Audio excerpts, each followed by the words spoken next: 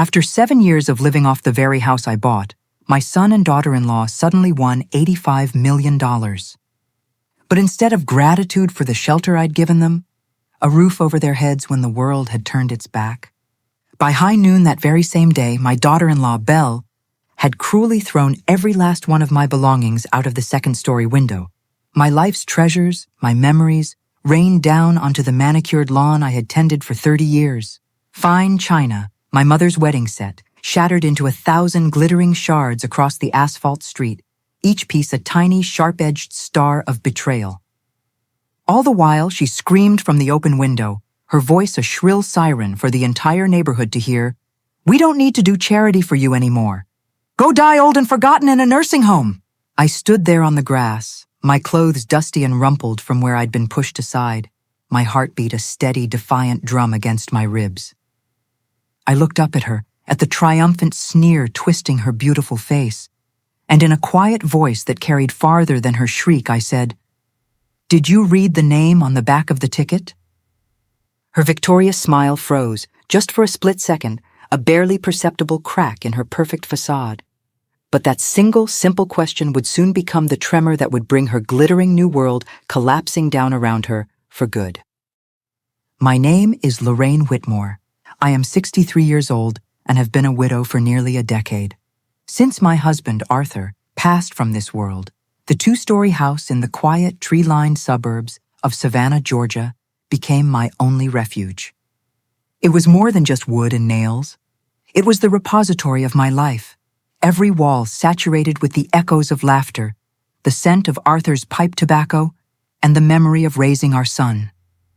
Then it became my son Mason's refuge as well, along with his beautiful but overly sharp wife, Belle. It was 7 years ago now, a lifetime it seems.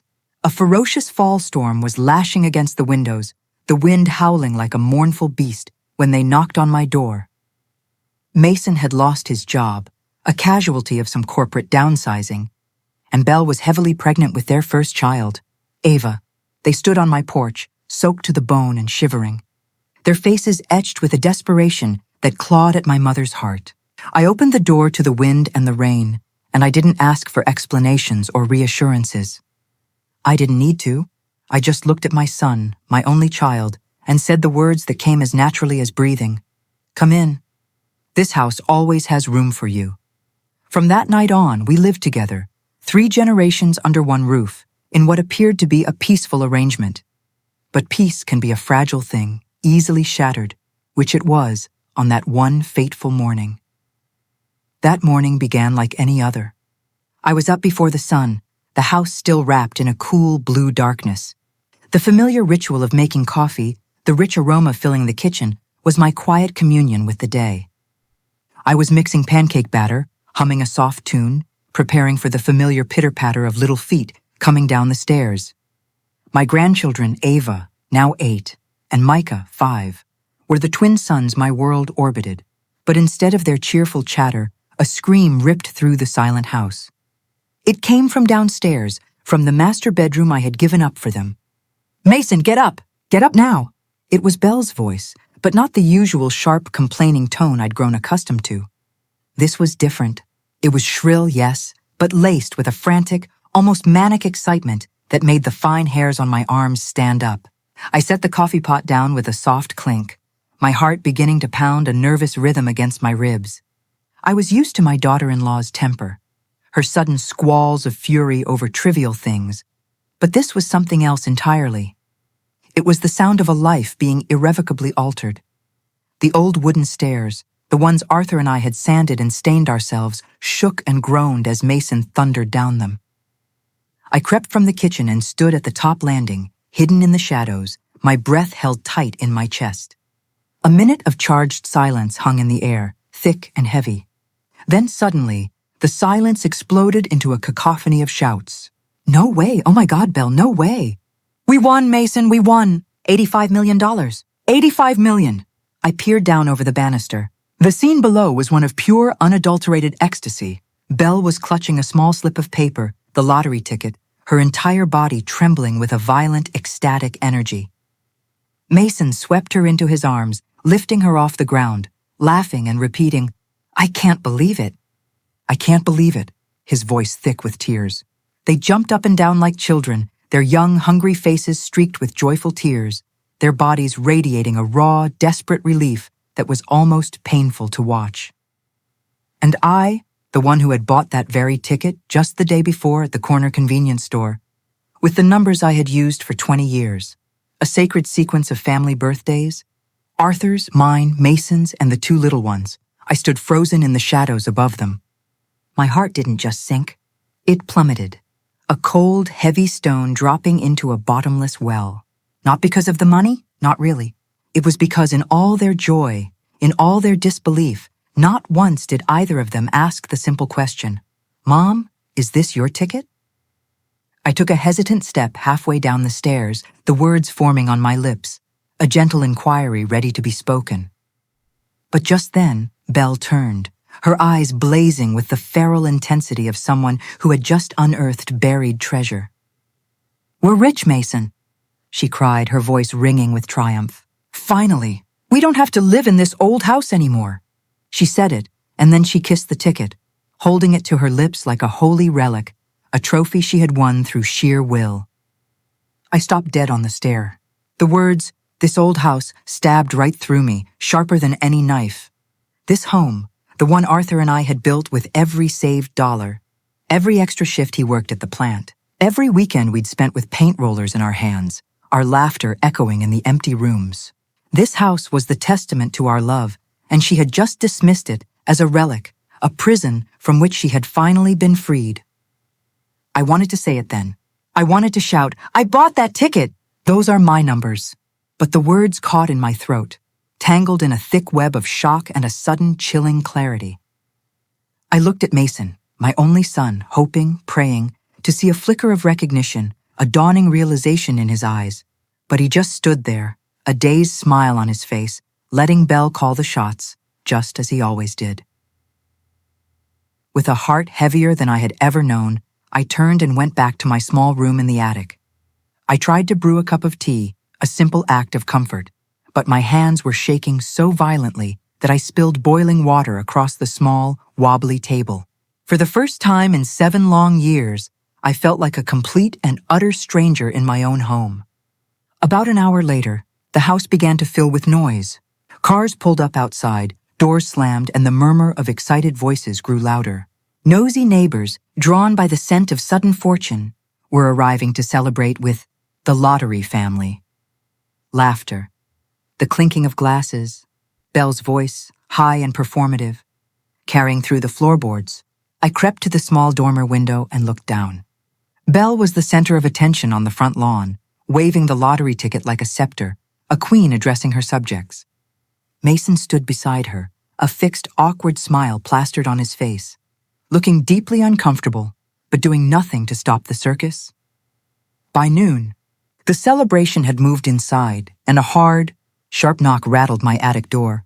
Belle stood there, arms crossed over her chest, her lips curled into a smirk that didn't reach her cold eyes. "Start packing," she said, her voice devoid of any warmth. "We're moving, and we don't need any dead weight coming along." The words didn't register at first. They were too cruel, too absurd. "Dead weight," I repeated, my own voice a faint echo. "Yeah," she said, her tone dripping with condescension. "We're buying a mansion, Lorraine. A real house. It wouldn't make sense for you to come.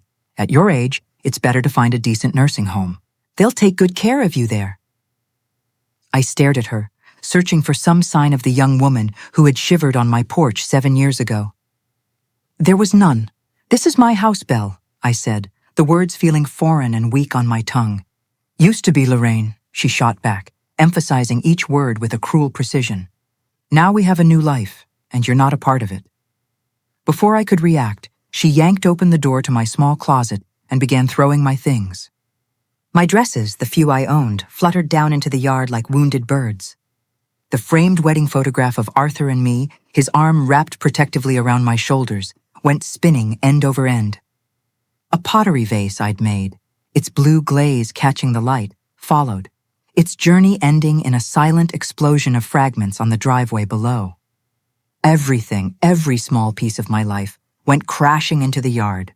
I stood there, paralyzed by a grief so profound it stole the air from my lungs, while neighbors gathered on the sidewalk, their whispers a venomous chorus.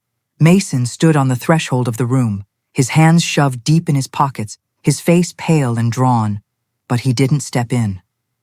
He didn't stop his wife, Belle. "Stop," he muttered, his voice barely audible, a pathetic whimper against the storm of her cruelty. But she didn't listen. She was playing to the crowd now. "We don't need to do charity for you anymore," she shouted, her voice ringing out for the whole neighborhood, for the whole world to hear. The words felt like a physical blow, a knife twisting in my chest. Charity. For 7 years, they had lived on my pension, under my roof, eating food I had purchased and cooked. And this was my reward. My throat was tight, but my hands were steady. I quietly bent down, my knees cracking in protest, and picked up the shattered frame of our wedding photo. With the sleeve of my cardigan, I wiped the dust from Arthur's smiling face. The elderly neighbor from across the street, Mrs. Gable, a kind woman with whom I'd shared coffee for 20 years, hurried over, her face a mask of concern, trying to help me gather my things. I gently stopped her. "Thank you, Martha, but I can do it." I collected what was still intact, a few changes of clothes, the now frameless photo, and a small wooden box that held Arthur's wedding ring. When a beat-up yellow cab, summoned by Belle no doubt, pulled up to the curb, I stood, took a long, deep breath, and squared my shoulders. I turned to Mason, my son, the boy whom I had once believed would protect his mother for the rest of his life. "You're not going to say anything?" I asked, my voice calm and firm, stripped of all pleading. He couldn't meet my gaze. He looked down at his shoes, at the grass, at anything but me. "Belle just went a little too far, Mom," he mumbled. "No, Mason," I said, my voice as clear and cold as a winter morning. "This is the choice you two made." I walked toward the front gate, my small pile of salvaged belongings in a grocery bag. I stopped. Belle was standing there, arms crossed, still wearing that triumphant, hateful smile. I looked straight into her eyes. "Did you read the name on the back of the ticket?" For a split second, that smile stalled. A flicker of doubt, of uncertainty crossed her eyes. Then she quickly masked it with a sneer of disdain. "I have no idea what you're talking about." I didn't answer her. I didn't need to. I opened the cab door, placed my bag on the seat, and told the driver softly, "Anywhere with the cheapest rooms nearby." As the car pulled away, I glanced in the rearview mirror. Mason stood frozen on the steps, a statue of inaction. My grandchildren, Ava and Micah, were pressed against the upstairs window, their small faces streaked with tears, their eyes wide and red. Belle had turned away, pretending to be on her phone, but I could see the rigid tension in her shoulders. The game had been set. The room I rented sat directly above a bustling Chinese restaurant. It was barely large enough to fit a narrow twin bed, a wobbly wooden table, and a window that was permanently stuck in its frame. The cloying smell of frying oil rose from downstairs, a constant, greasy perfume that seeped into my hair, my clothes, my very being. I sat on the edge of the lumpy mattress, opened my bag, and took out a small piece of paper folded into quarters, the purchase receipt from the lottery ticket. The scrolled signature in the box, Lorraine Whitmore, was still perfectly clear. I ran my finger over the name, the familiar loops and curves of my own hand, and I could almost hear Arthur's voice in my ear, a gentle, rumbling echo from the past. "Always sign your name, Lorraine. People can forget everything else, but a signature never lies." A faint, tired smile touched my lips. Outside, the city of Savannah buzzed with life, but in that tiny, suffocating room, I felt a strange and profound peace settle over me. They thought I had lost everything. They thought they had won. But really, the game had only just begun. After Arthur was laid to rest, the house fell into a silence so deep I could hear the grandfather clock in the hall ticking all through the night, each tick a stark reminder of time passing without him. I missed him with an ache that was physical. I missed his tall, slender frame leaning against the kitchen counter, the way he would grumble with feigned annoyance when I added extra salt to his stew, and that wonderful raspy laugh that greeted me every single morning. Widowhood at 56 taught me many things. It taught me to speak less and to listen more to the sounds of the house, It taught me to keep small rituals alive, small ceremonies to feel like he was still around. I poured 2 cups of coffee each morning, placing his on the small table by his favorite armchair. I straightened the cushions on that chair by the fireplace as if he had just gotten up. Sometimes in the quiet of the evening, I would whisper into the empty space, "I'm okay, Arthur. I'm doing okay." Then came that February night, the one that changed everything. The rain was coming down in solid gray sheets, a deluge that turned the streets into rivers. Mason showed up on the porch, drenched and defeated, gripping a single suitcase. Behind him, huddled under the small overhang, was Belle, her makeup smeared by the rain, her eyes red-rimmed and hollow. "Mom," Mason began, his voice strained, "we lost the apartment." My company folded. "The landlord wants the rent now, and we can't swing it." I opened the door wider, the wind whipping rain into the foyer, and simply nodded. There was no need for interrogation. I saw the truth in their exhausted faces. "Come in," I said. "This house always has room for you." Belle managed a weak "thank you," her voice trembling. She was so young then, so beautiful, and she knew how to use that beauty to draw sympathy. That night, I truly believed I was doing the right thing, the only thing a mother could do. I could never have imagined that Mason's promise of just a few months would stretch into 7 long, grueling years. 7 years of becoming the unpaid help in the very house that still had my name on the deed. At first, things seemed fine, or at least I told myself they were. I gave them the large downstairs bedroom, the one Arthur had loved for its big, east-facing windows that welcomed the morning sun. "The morning sun is good for the baby," I'd said, smiling at Belle's swelling belly. Mason squeezed my hand, his eyes filled with a gratitude that seemed genuine. "Thanks, Mom. I'll pay you back, soon." But soon never came. After Ava was born, and then Micah 2 years later, Belle made it clear she had no intention of returning to work. Mason bounced between contract jobs, some months bringing home a meager paycheck, other months bringing home nothing but apologies.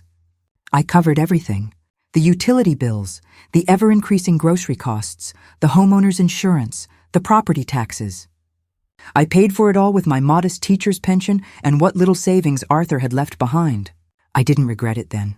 I truly believed in the unspoken contract of family, that love and support would eventually balance itself out, that when they were stable, they would lift me up in return. I remembered Arthur's words on his deathbed, his voice a weak whisper. "If you can, Lorraine, don't let our kid know hunger." So, I did everything in my power to keep the house warm, the pantry full, and their lives stable. My days fell into a rigid, exhausting routine. I was up at 5 every morning to make breakfast for everyone. I'd pack Mason's lunch, then drive Ava to preschool. The afternoons were a blur of laundry, grocery shopping, and cooking dinner. I'd rock Micah to sleep, his small, warm body a comfort against my chest, his soft breaths the only peaceful sound in the house. Everything ran like a well-oiled clock, a clock that I wound with my own tired hands. Then, one day, Belle approached me with a suggestion that sounded reasonable on the surface. "Mom," she'd said, her voice laced with that syrupy sweetness she used when she wanted something, "I need a quiet place to work. My old company is letting me do some consulting from home. Maybe you could move up to the attic. I can turn your old room into a proper home office." I hesitated. The attic was a dusty storage space with a low, slanted ceiling and no proper insulation. It was sweltering in the Savannah summer and freezing in the winter. But she pressed on, her tone making it seem like she was doing me a favor. "It's more private up there. You can get some real rest without the kids making so much noise." I forced a smile, pushing down the knot of unease in my stomach. "If it's more convenient for you, of course." I didn't know then that this decision wasn't just pushing me to the top floor of my own house. It was pushing me out of the role of mother and matriarch and into the role of a silent peripheral fixture. From that day on, I officially became Miss Lorraine, the woman who lived upstairs. Belle reorganized the entire kitchen, her territory now absolute. She used a label maker to mark every shelf and cabinet. Top shelf for the kids' organic snacks, bottom shelf for Mason's protein bars. "That small cabinet over there," she pointed. "That's where you can keep your tea." I didn't object. But with every new label, I felt more like a boarder in my own home, my existence confined to a small designated space. That winter, she started hosting adults-only dinner parties. I would still do all the cooking, spending hours preparing elaborate meals. I'd set the dining room table with my best linens and silver. But just as the guests were arriving, Belle would smile her bright, false smile and say, "Mom, I've saved you a plate in the kitchen. We need to discuss some important work matters tonight." I would retreat, closing the kitchen door behind me, and eat my solitary meal under the harsh glare of the fluorescent light. From the living room, I could hear the sounds of their lives continuing without me. The cheerful clinking of wine glasses, bursts of laughter, and Belle's voice, animated and confident, playing the role of the gracious lady of the house. I kept telling myself it was fine. They were young, they had their own lives, their own friends. When Ava started to talk, forming her first sweet, clumsy words, Belle taught her to call me Miss Lorraine instead of Grandma. "Grandma sounds so old and frumpy." "Mom," she'd explained with a dismissive wave of her hand. "Miss Lorraine is so much younger and more polite, don't you think?" I laughed it off in front of her, pretending it was a charming quirk. But that night, I locked myself in the bathroom and cried, silent tears streaming down my face. The next day, I still made my granddaughter her morning milk, just as I always did, as if a small piece of my heart hadn't been carved out. In the third year, Mason found a part-time engineering gig. I asked him about his pay, hoping for good news. He avoided my eyes. "It's enough to get by, Mom." I knew it wasn't true, but I didn't press him. When you see your own child look down in shame, a mother's instinct is often to pretend she doesn't see. So I kept paying. I paid for the electricity, the water, their health insurance premiums, and I often slipped extra cash into an envelope for Ava's tuition, telling them it was a gift from an old savings bond. I told myself I could shoulder the burden as long as they stayed afloat. By the fourth year, Belle began setting explicit rules, not for the children, but for me. "Mom, no sweets for the kids after dinner. Mom, the house needs to be spotless on Friday. We have guests coming. Mom, towels should be folded this way, not that old way you do it." Each new rule felt small, insignificant on its own. But together, they were like 1,000 paper cuts, slowly and steadily bleeding me of my sense of self, of my place in my own home. I listened. I complied. I swallowed every bit of my pride. Once I made Arthur's favorite beef stew, a rich, hearty meal that filled the kitchen with the aroma of home and happiness. Mason breathed in deeply as he came through the door. "Man, it's been a while since I smelled that." Belle, however, frowned from the doorway. "Red meat is full of cholesterol, Mason. You don't want to die young like your dad, do you?" A heavy silence fell over the table. I looked down at my plate and murmured, "Your dad ate this stew until he was 85 and was healthier than any of us." She just smirked. "Different times, Mom. We know better now." After that dinner, I understood. In this house, I was no longer allowed to cook from memory. My past, our past, was being systematically erased. Mason wasn't heartless, just weak. Whenever I tried to gently suggest that Belle was going too far, he would just sigh, his shoulders slumping. "She's under a lot of pressure, Mom. I'm gone all day, and she's home with 2 kids. And I'm taking care of the entire house," I wanted to scream. But I didn't. Sometimes I would overhear Belle on the phone with her friends, her voice dripping with manufactured hardship. "I'm living with my mother-in-law, can you imagine? It's so hard. She interferes in everything." Each time, I wondered who she could possibly be talking about, because I hardly meddled in anything anymore. I just quietly cleaned, did the laundry, and recorded every single household expense in a small, worn notebook. I still remember one crisp spring morning. I was hanging laundry in the backyard when I heard their voices drifting from the open kitchen window. It was Belle speaking to Mason in a low conspiratorial tone. "Do you know how people see us? A married couple living off his old mother. I want a place of our own. But Mom pays the homeowner's insurance here. Selling isn't that simple." "Then have her sign the transfer," Mason replied, his voice flat. "She doesn't need a big house like this anyway." I stood frozen behind the billowing white sheets, my heart pounding, not from fear, but from the cold, hard realization that I had given them too much. I had given them pieces of myself, bit by bit, until they believed that everything I had was theirs by right. That summer, I started journaling in earnest. Every night, in the cramped quiet of my attic room, I would open an old leather-bound notebook Arthur had given me. The first line was always the same: Day of Patience. I didn't write much more, just small, factual notes. Belle nagged about the towels again. Mason forgot to pick up Ava from ballet. Micah was sick with a fever. I stayed up with him all night. They were just tiny, crooked lines on a page, like the cardiogram of a person fading from their own life. Even so, through all of it, one thing in me never went out: tenderness. I still loved Mason, the little boy who used to give me piggyback rides when my back hurt. I adored my 2 grandchildren, whose laughter was the sweetest music in the world. I even, in some small, buried part of myself, still held a sliver of love for Belle, because I believed, perhaps foolishly, that people could change, that one day they would wake up and understand that everything I did was out of love. But patience has its limits, and what finally broke it wasn't a big, dramatic fight. It was something small, so small that if I told most people, they might think I was overreacting.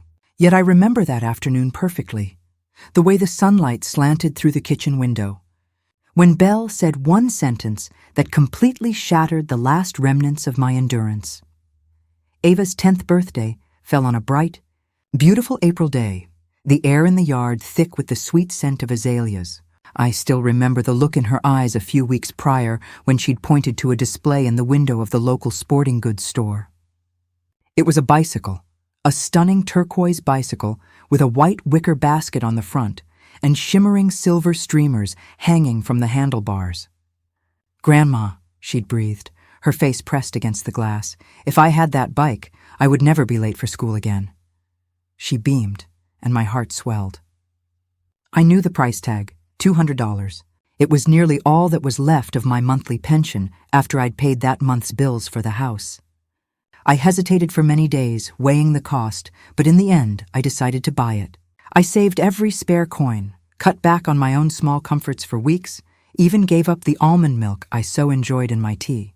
A girl is only 10 once, I told myself, and sometimes one perfect gift can make a childhood feel complete. 3 days before her birthday, I walked quietly to the shop in town. The clerk, a kind young man with curly hair, helped me pick out the exact turquoise bike she had dreamed of. I asked him to wrap it in silver paper printed with sunflowers and tie it with a big, elegant white bow. When the wrapping paper caught the sunlight, I smiled, picturing my granddaughter's shining face. I hid the bike in the back of the garage, throwing an old, dusty cloth over it to keep it secret. I couldn't sleep for 2 nights, replaying the moment Ava would see it. Arthur would have smiled if he were here. He used to say, "Sometimes the smallest gift becomes the biggest memory." I wanted to give her a memory like that. On the morning of her birthday, I got up even earlier than usual. I made heart-shaped pancakes, topped with fresh strawberries and a mountain of whipped cream. The kitchen smelled wonderful. I hung a few colorful balloons by the window and set a small vase of white roses in the center of the table. The house rarely felt so cheerful. I even put on an old blue dress Arthur had once complimented, and for a moment I felt a few years younger. Ava came running down the stairs, her blonde pigtails bouncing, clapping her hands and singing, "It's my birthday, Grandma." "You remembered." I opened my arms and hugged her tight. "Of course, sweetheart, and I have a very special surprise for you." I hadn't even finished the sentence when Belle walked in, wearing wrinkled pajamas, her hair pinned haphazardly on top of her head. She looked around the kitchen, her eyes narrowing as she took in the balloons and the special breakfast. "Mom, what is all this?" "We didn't need to make a big deal. It's just a little birthday breakfast for Ava. It didn't cost much," I answered gently. She opened the fridge, poured herself a glass of orange juice, and then turned back to me, her voice syrupy but sharp. "You know, Mason and I already agreed. This year we want to teach her about saving. No expensive gifts. We want her to understand the value of money." I glanced at Ava and saw her little smile begin to dim. I tried to stay calm. "Don't worry, Belle. I only got her a small present." "Nothing extravagant." Belle raised a skeptical eyebrow. "Small, huh?" I smiled. "You'll see tonight." She stayed quiet, but her eyes were wary. I knew she didn't like me doing anything that might make her look less generous in front of the children. With Belle, every act of kindness was twisted into a competition. That afternoon, when Mason brought the kids home from school, I took the key to the garage. "Ava, come with Grandma," I called. She ran over, her eyes lighting up with anticipation as I pulled back the dusty cloth to reveal the shimmering turquoise bike. "Oh my gosh, it's beautiful," Ava gasped, her hands flying to her mouth. "Is it really for me, Grandma?" I nodded, my heart overflowing. "Happy birthday, my little angel."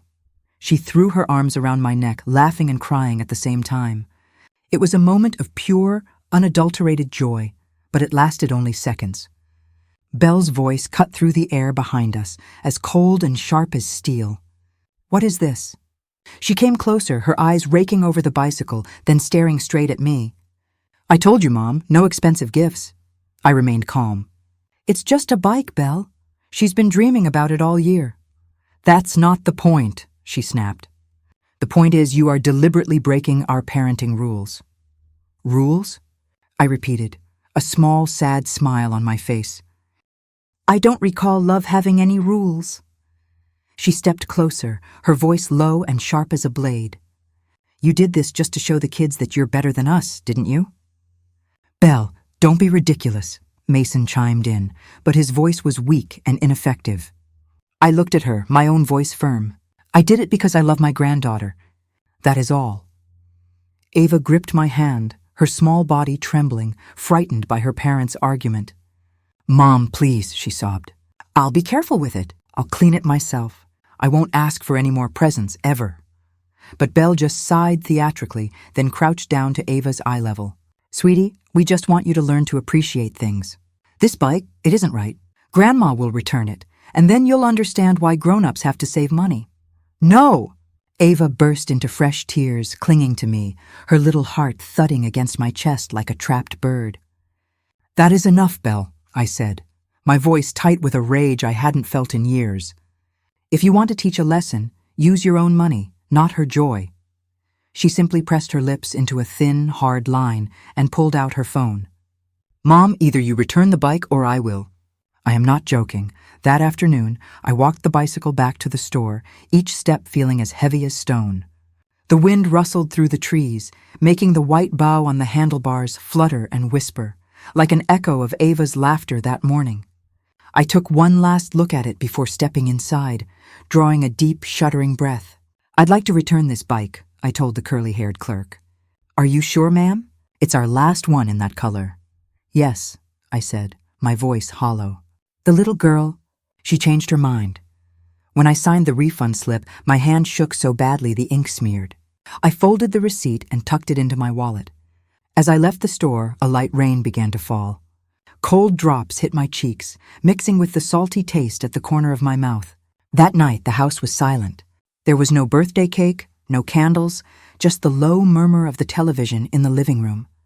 I set out the small vanilla butter cake I'd already bought on the kitchen table and placed a card I'd written beside it. "Happy birthday. Ava, I love you always, Grandma." I lit a single tiny candle and watched it burn down, the small flame reflecting in the glass of Arthur's photograph on the wall. "Do you see this?" I whispered to him.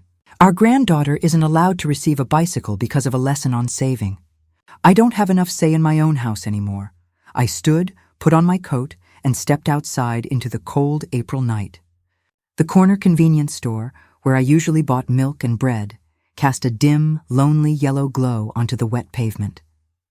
I had no plan. I just knew I needed air. The shop was nearly empty. The owner, a kind Italian gentleman named Benny, smiled at me. "Cold night, Miss Lorraine. The usual coffee?" I shook my head. Then my eyes stopped at the lottery counter next to the register.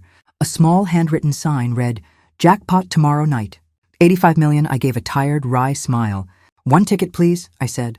"With these numbers." I slowly read out the familiar sequence. 10, 14, 21, 25, 30, 41, 47. Birthdays for Arthur, for me, for Mason, for Ava, for Micah. The numbers I had played for 20 years. An old habit that had never meant much more than a flicker of hope. I pulled out a pen from my purse, and right there at the counter I signed the back, Lorraine Whitmore. It was Arthur's old rule. Always sign it and always keep the receipt, Lorraine. People can argue about plenty, but they can't fake a signature. I smiled at Benny, sliding the ticket and the receipt into my coat pocket. I could use a little luck tonight, I said. Hope you get what you're wishing for, he replied. On the way home, I looked at the lit windows in the dark houses and wondered how many people inside were as tired as I was, still trying to believe in goodness, even when they were being hurt by their own family. I wasn't hoping for wealth. I was asking for one simple thing, a way out. When I got home, I placed the ticket and the receipt on the kitchen table, right where anyone could see them, as if I were laying down a quiet prayer to the universe. Then I went up to my attic room and listened to the rain tapping on the roof. The next morning, as the first pale light slipped through the window, I heard Belle shriek downstairs, her voice high and vibrating with an impossible excitement. "Mason, wake up now! We won!" There were rushed footsteps, then a burst of incredulous laughter, the sound of quick kisses, a chair scraping against the floor. 85 million! Oh my God, Mason, we won 85 million. I sat up in my bed, my heart pounding a frantic tattoo against my ribs. I didn't need to look to know which ticket they were holding. I stepped onto the top of the stairs and looked down at a scene that was both familiar and bizarrely alien. Belle was clinging to Mason, her face buried in his shoulder, tears of joy streaming down her face. The lottery ticket was held high in her hand, a beacon of their new life. "I can't believe it," she was yelling, her voice buzzing with energy. I just picked it up off the table. "Someone must have just forgotten it, but it's ours now." Mason laughed, hugging her tight. "It's ours now," he repeated as if tasting the words.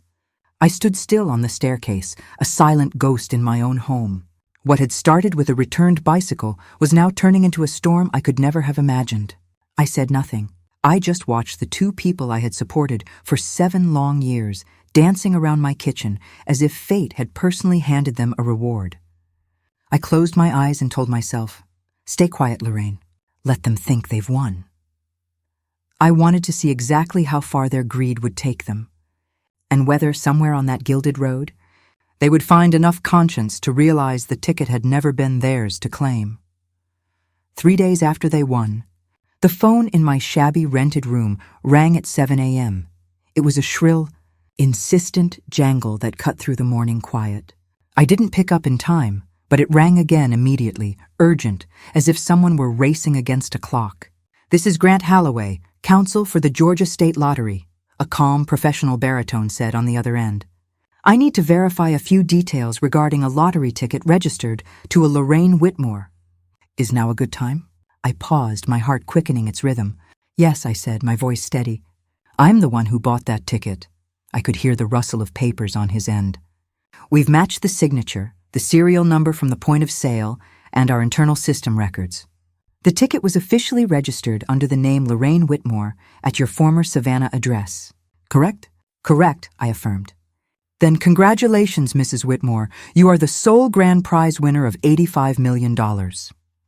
I was quiet for a few seconds. Not because I was surprised, but because a strange, complex feeling rose in me. It wasn't exactly joy, and it wasn't shock. It was more like the feeling you get when a storm you've seen gathering on the horizon for miles finally arrives overhead. Mr. Holloway's tone turned serious. "But I need you to be aware, Mrs. Whitmore. Third parties have contacted the commission claiming to be the real owners of the ticket. A woman named Belle Carter Whitmore, to be precise." I closed my eyes and allowed myself a small, weary smile. "I'm guessing she didn't forget the hyphenated last name." "Not at all," he said, a hint of surprise in his voice at my composure. "She claims the ticket was purchased with marital funds, and that you are, pardon my bluntness, no longer competent to manage your own assets." I let out a small laugh, devoid of humor. "Steady," I murmured, more to myself than to him. "They haven't changed. When they can't take something by force, they try to convince others I'm not smart enough to keep it." I heard the click-clack of typing on his end. "Could you confirm a few items for me so we can fully protect your legal rights? The nature of the back signature, your ID number, and proof of purchase time." I opened my worn wallet and pulled out the precious receipt, the one I had carefully sealed between 2 pieces of laminate. "I have the receipt," I said, my voice clear and confident. "From Benny's Corner Mart." The purchase time was 7:43 p.m., Friday, April 12th. The serial number on the receipt matches the ticket. I also have copies of my ID, and I'm sure the store's security camera footage will corroborate my presence. I spoke clearly, without a single hint of hesitation. On the other end of the line, Mr. Holloway's voice dropped, tinged with something that sounded like admiration. Excellent. That is more than sufficient to affirm you as the lawful owner. However, I should warn you, these folks seem prepared to cause trouble. They may try to push rumors that you're confused or even attempt to forge medical records to support their claim. I sighed, a long, slow breath, but my resolve didn't waver. Don't worry, Mr. Holloway. I'm used to their labeling games. In my life, I've had many tags pinned on me. Weak, stubborn, old-fashioned. One more won't matter. There was a beat of silence, and then he said, his voice slow and deliberate, "You are the calmest person I have ever told they've just won $85 million. I gave a small, genuine smile. That's because to me the real prize isn't the money. It's the truth.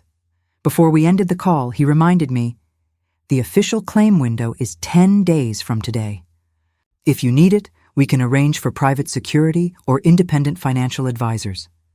I thanked him, then said, "I'll make my own arrangements, but please, give me a few days. I want to see just how far their performance goes." After the call, I sat still for a long time. The morning light, thin and gray, slipped through the small, grimy window and washed over the peeling wall. I felt caught between two worlds. On one side, this shabby, lonely room that smelled perpetually of fryer oil. On the other, the people who had just publicly declared themselves millionaires with my money. I pulled out my old leather notebook and wrote a few lines. Day one after the win. I am still poor, but I am richer than they are in one crucial way. I still have my self-respect. I closed the notebook and dialed Penelope Banks, my neighbor of 30 years. Penelope is the kind of woman everyone in the neighborhood respects, serious, fair, and utterly allergic to show-offs and bullies. "Lorraine, good heavens, where are you? The whole neighborhood is talking about your family winning the lottery. I knocked on your door a few times, but only saw your daughter-in-law. She said you'd gone on vacation." I laughed, a dry, humorless sound. "Oh yes, I'm on vacation all right. Somewhere with no air conditioning, no friendly faces, and the lingering smell of grease in my hair." "What on earth?" "Pen, I need a favor," I said, getting straight to the point. "Watch the house for me for a few days. Note down dates, license plates, what kind of cars show up.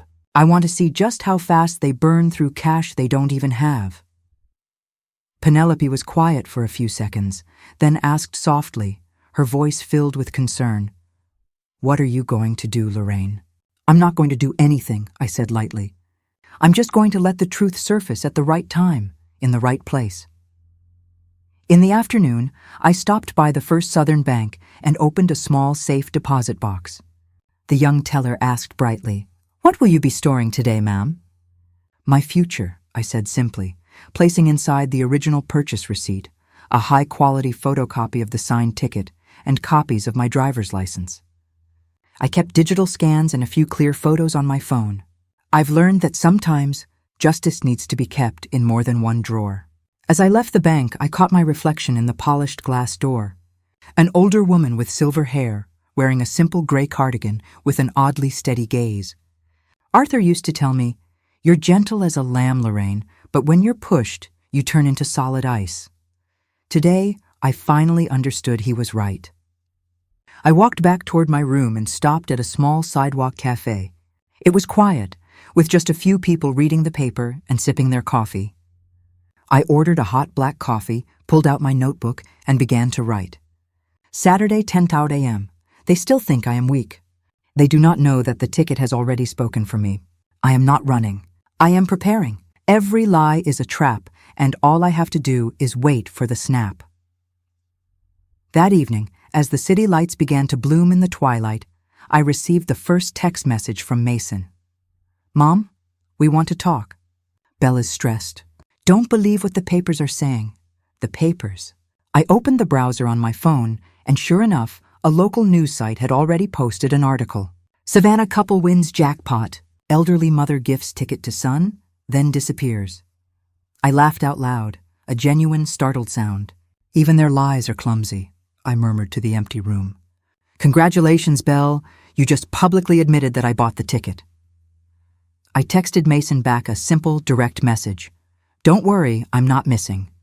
I'm just seeing clearly who is genuine and who is not." Then I turned off my phone and lay back on the bed, the lumpy mattress groaning under my weight. Rain began to tick against the window pane. I didn't know where they were. Maybe they were touring mansions on Tybee Island. Maybe they were ordering a new luxury car. Maybe they were planning a lavish millionaire's party. But I knew one thing with absolute certainty. The rules of the game had changed. From the moment the signature, Lorraine Whitmore, had been written on the back of that ticket, they could lie, they could threaten, they could perform for the cameras, but they could not erase the truth. I put my hand on my notebook and wrote one last line before turning out the light. Tomorrow, when they buy more cars, more dresses, more lies, I will just smile.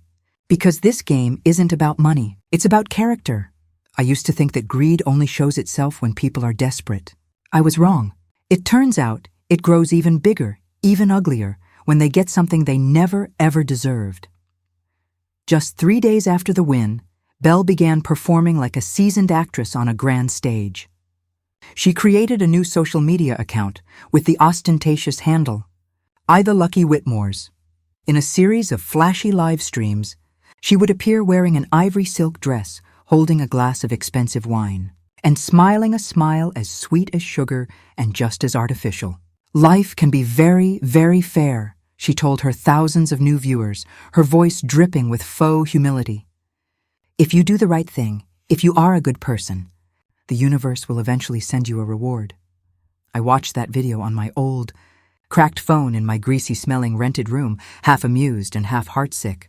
Because in that carefully crafted line about the universe rewarding people who do the right thing, Belle was expertly implying that I was the opposite. An old, senile freeloader who had been living off the charity of her hard-working children. In another live stream, she said, "My dear mother-in-law once promised to gift this ticket to the family if it ever won. We didn't want to accept it, of course, but she insisted.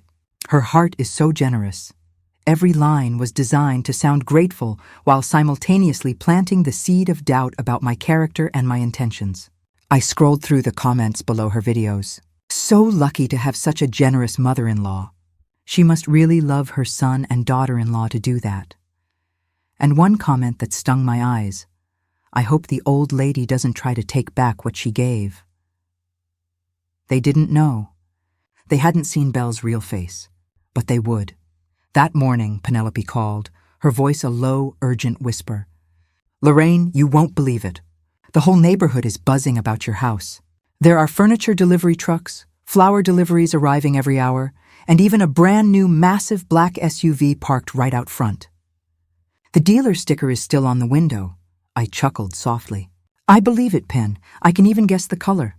Black with a silver sheen, a sporty model, right?" She burst out laughing on the other end. "Exactly. Are you psychic? No need to guess, Pen. With Belle, the bigger and flashier, the better, as long as someone is watching." At noon, Penelope sent me photos via text. There was Belle, posing theatrically at the front door, holding a giant bouquet of white roses, next to a newly installed ostentatious sign that read, "The Whitmore Residence." Mason was standing beside her, forcing a smile for the camera, while Ava and Micah were dressed in matching, uncomfortable-looking white outfits, appearing more like models in an advertisement than children. White roses. Arthur used to say, "Nothing is emptier than a white rose, Lorraine. Beautiful to look at, but no scent, no soul." I had never heard a truer line. That afternoon, my phone rang. The caller ID showed Belle's name. Her voice, when I answered, was candy sweet, a stark contrast to the tone of the woman who had thrown me out of my own house. "Miss Lorraine? I just wanted to have a gentle chat. We're family, right?" I stayed silent, letting her words hang in the air. "About the ticket," she went on, her voice becoming slightly more strained. "There's probably just a small mix-up. I just need you to sign a brief confirmation letter stating that it isn't yours. It's only to help the bank and the lottery commission process things faster." I let out a small, quiet laugh. "Belle, when did you finally read the name on the back of the ticket?" There was dead silence on the other end of the line. The pause stretched for so long that I could hear her sharp, quick intake of breath. Then she deftly changed the subject. People online are saying some concerning things, that you're not in a stable situation. I'm just worried that someone might try to take advantage of you. I cut her off, my voice calm but firm. Thank you for the concern, Belle, but the only person who has ever taken advantage of me is the one on this phone call. I hung up. As I looked out the window, a steady rain began to fall. Each drop tapped against the foggy glass like a signal, a drumbeat announcing that a storm was on its way. The next night, an email arrived from my attorney, Grant Holloway. Mrs. Whitmore, we have just received a formal letter from the law office of Carter Whitmore Family Holdings. It alleges that you lack the financial and mental capacity to manage large assets and formally requests that financial guardianship be transferred to your son, Mason Whitmore. I wasn't surprised. I knew Belle would play this card, attacking me with the senile mother image she had so carefully cultivated in public. Still, I asked, "What do you think, Grant?" He gave a short, wry laugh over the phone. "I think it's a very bad play. They don't understand the law. Your signature, the original receipt, the purchase data, they are all rock solid. If they push this, they will only cause a great deal of trouble for themselves." "Then let them keep going," I said. "The farther they walk down this path, the more footprints they leave behind." The next day, Penelope called again, her voice lowered to a near whisper. "Lorraine, I've heard them arguing all afternoon." Mason yelled, "Stop it, Belle! This is my mother we're talking about." And Belle screamed back, "No way! If you don't take my side in this, you will lose everything." I closed my eyes, a clear image of Mason flashing in my mind. The little boy who once pedaled his red tricycle around the yard, who had promised, "I'll protect you forever. Mom." Now he was trapped between his mother and a wife who was systematically draining his soul. I didn't blame him entirely. I was just sad. Sometimes, love can make people blind. That night, I lit a small candle and placed it by Arthur's photograph on the rickety table. The soft light washed over his gentle, steady face, just as it had so many times before. "Do you see this, Arthur?" I whispered to the picture. "I'm doing what you asked. I'm not bowing my head anymore. I'm going to stand tall, even if I have to stand completely alone." I sat for a long time, watching the flame tremble and dance. Every time a draft slipped through the poorly sealed window frame, the flame wavered, but it never went out. In its persistent flicker, I saw myself, maybe shaky, but still shining. I opened my notebook and wrote on a new page. "They've already spent it, Mom. Deposits on 2 new cars, a down payment on a mansion on Tybee Island. They signed a contract for all new furniture and even paid for a first-class trip to Europe. All of it from a pending funds account the bank set up. They said the money would be arriving any day." I sat on the old plastic chair in my tiny room and listened to Mason's voice over the phone, each word cutting into me like a tiny blade. "So," I asked quietly, "you spent money you didn't have?" Mason was silent. I thought he would make excuses, but he didn't.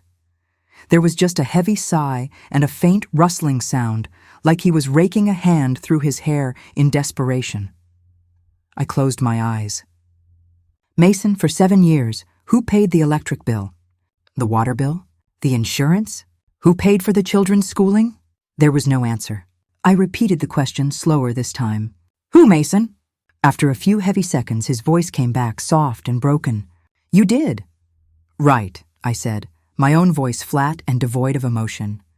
"Me, the person you allowed your wife to call a freeloader, the one who was thrown out of her own house, the one you're now trying to have declared legally incompetent. And now you're calling me to ask if the ticket is mine."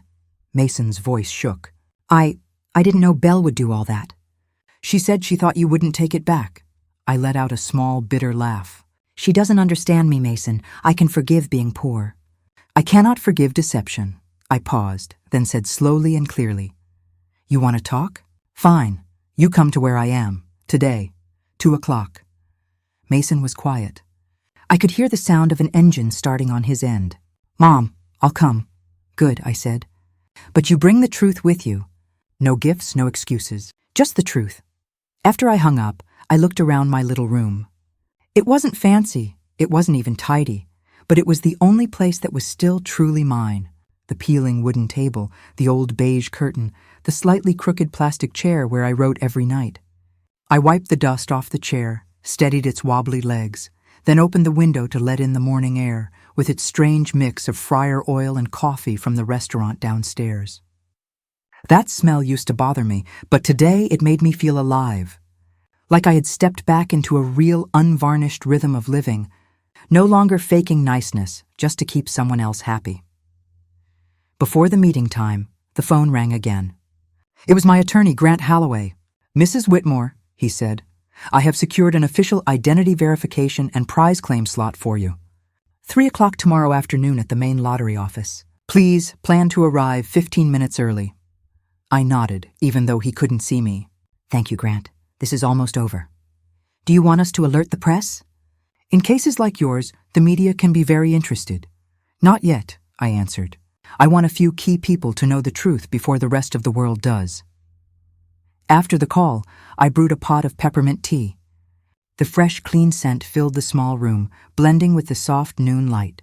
I sat at the table, opened my notebook, and wrote one more line. Monday, 1:45 p.m. My son finally asked, "Did you buy the ticket?" I answered, "Yes." Maybe this morning, for the first time in 7 years, he actually heard his mother's real voice. I closed the notebook and set it beside the teacup. On the wall, an old family photograph hung slightly crooked.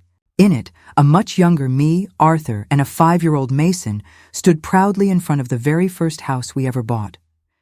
The sunlight lit our faces, making us look bright and peaceful. I reached out and touched the faded wooden frame. "Arthur," I whispered, "if you were here, what would you do? Would you forgive him?" I answered myself in the silence. "Maybe you would. I won't." I poured more hot water into the teapot, the steam fogging the window pane. Each tiny bead of condensation on the glass reflected a memory. Mason's first day of school and the carefully packed lunch I'd made for him. Arthur laughing, saying our boy looked just like him. Then the funeral, the driving rain, and me standing alone as the casket was lowered into the ground. That day, I promised myself I would protect our son at all costs. But it turns out, sometimes, protecting someone means letting them finally face their own mistakes. It wasn't even 2 o'clock yet, but I was ready. I had set the table, arranging 2 cups for tea and a small plate of cookies. Nothing fancy, just my old habit. Older folks like me, we tend to make things comfortable before we have serious conversations.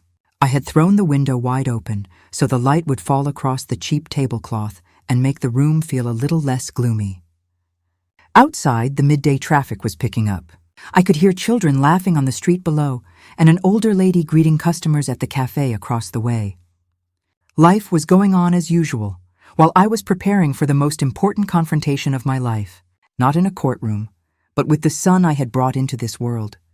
I looked at the clock, 1:47.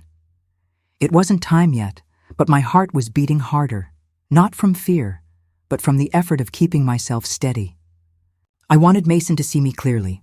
His mother was not the weak, confused woman Belle had painted me to be. I wanted every single word I said to carry the full weight of the truth they had tried so hard to bury. A breeze moved through the room, carrying the scent of mint out onto the small landing.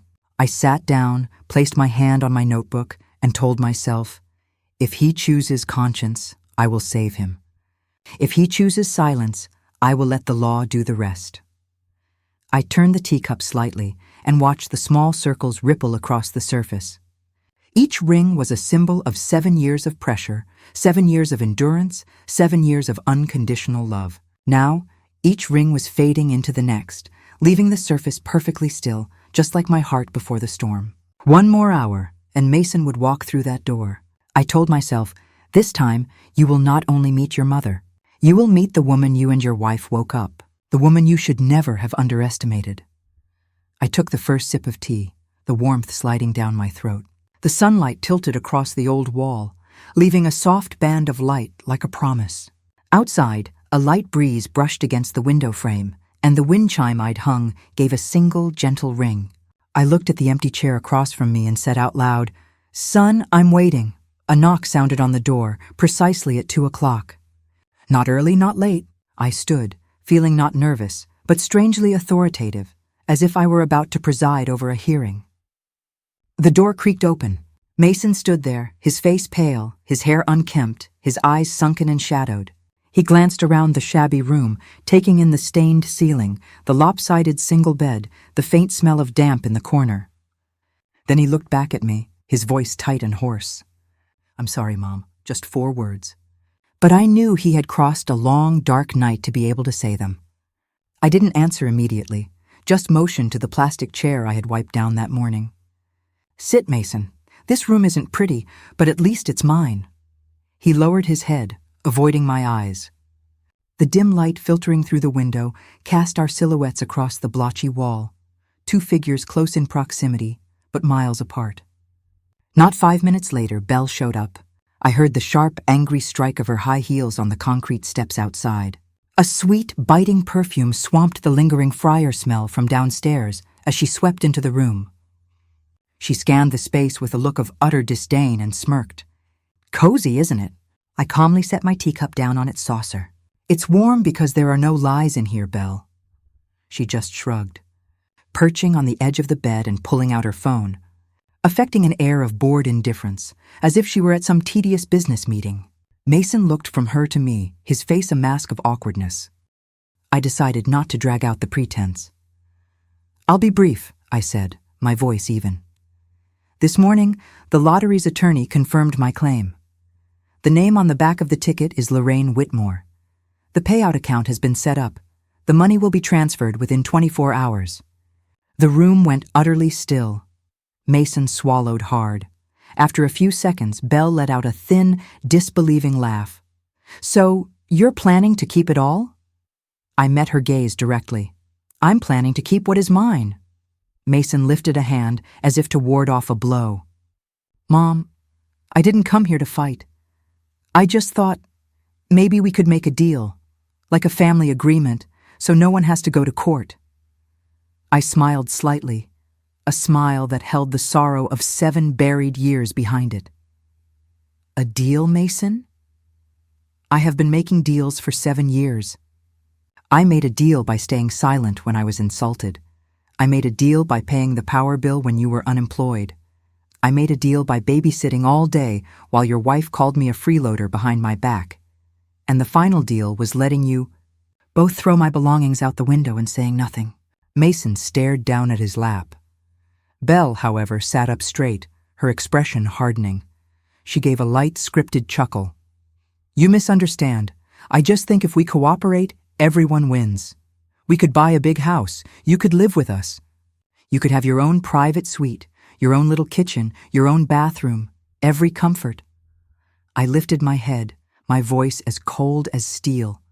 "A private suite in your new estate?" "That's right," Belle said quickly, thinking she had found a weakness. "Quiet, airy, completely private, just for you." I looked at her, letting my eyes settle on that fake, placating smile. "Sounds more like a dog kennel out back than a mother's room." She froze, the color draining from her face. Mason started to speak, but I raised a hand to silence him. "Before we talk about cooperation, I need answers, short ones." I opened a drawer in the wobbly table and took out a folded piece of paper. It was the expense log I had meticulously kept for 7 years. I laid it on the table between us. "First question," I said, my eyes fixed on Belle. "Who threw my belongings out of the window that morning?" She rolled her eyes. "You know, I just lost my temper a little." "So you admit it," I cut in. "Second question. Who called me a freeloader? A useless hanger-on?" She gave a bitter smile. "What do you want, an apology?" "I want the truth, and if you need a refresher, Mason was standing right there. He can confirm it." Mason drew a shaky breath, his voice trembling. "Mom." "Yes." Belle said it. I heard everything. Belle whipped her head toward him, her eyes blazing with fury. "What are you doing?" "I'm telling the truth," Mason said, and for the first time in years, I heard a flicker of courage in his tone.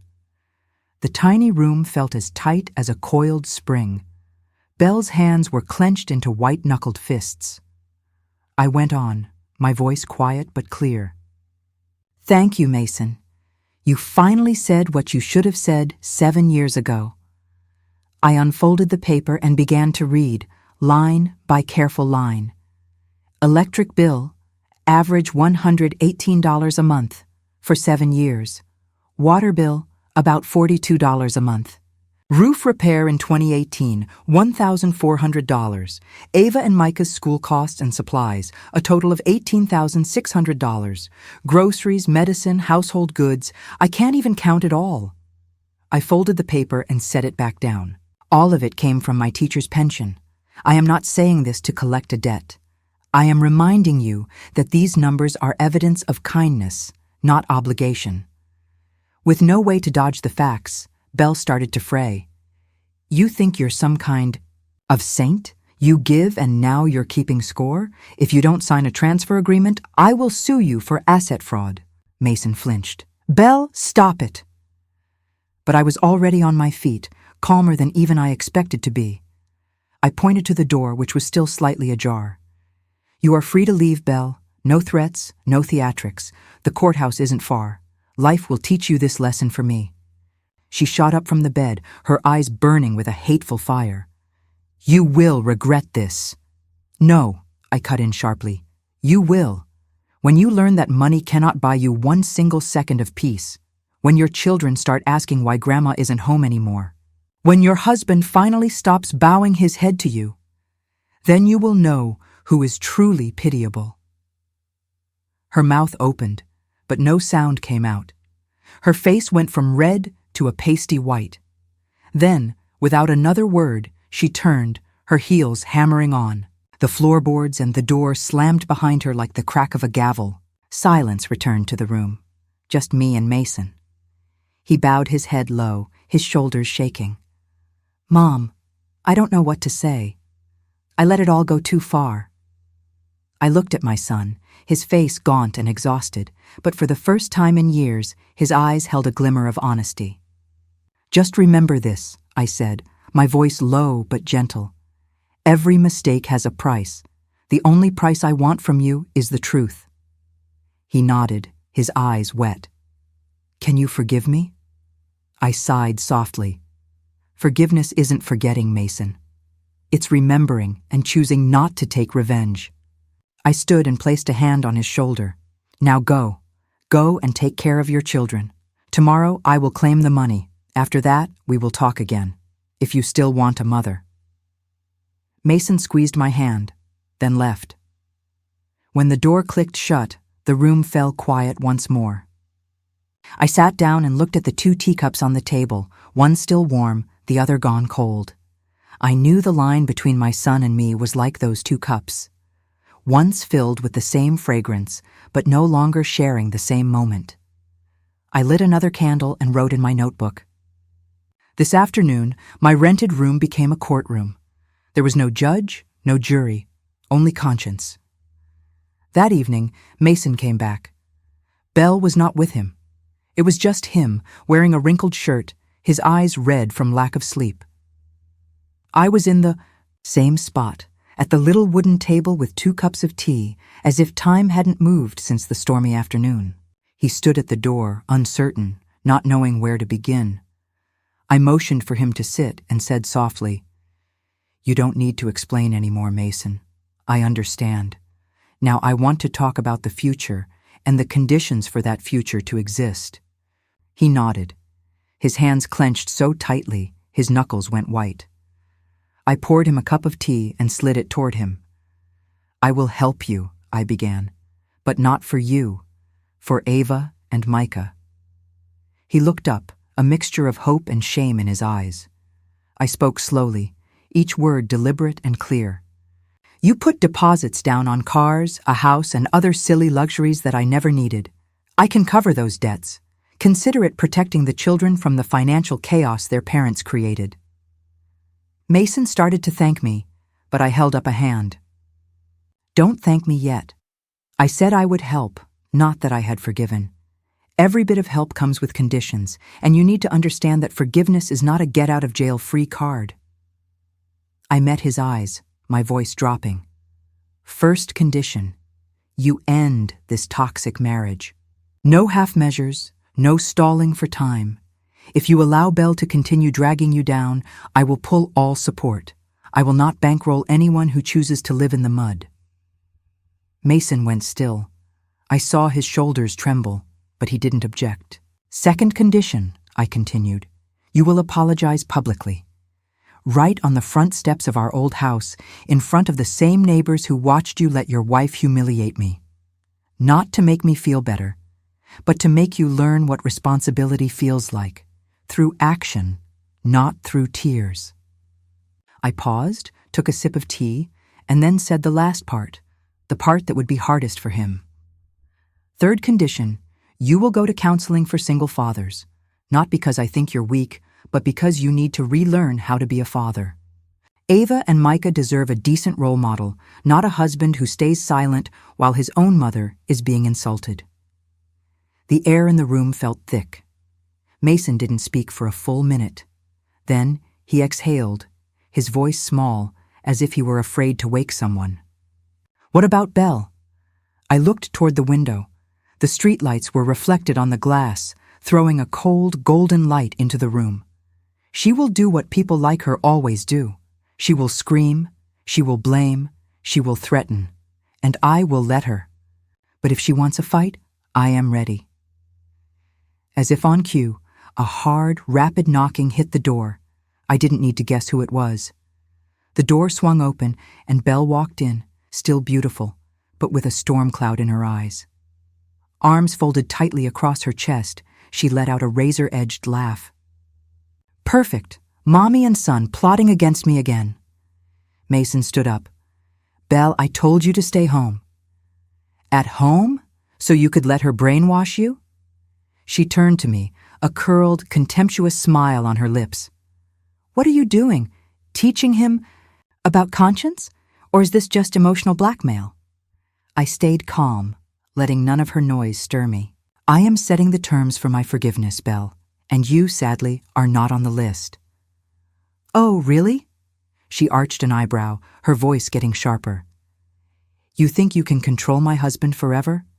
I will take full custody and half of the assets. I have legal rights, and I know the law. I gave a small smile and answered evenly, my voice no louder than a normal conversation. Then sue Belle, but remember, don't use my money to hire your lawyer.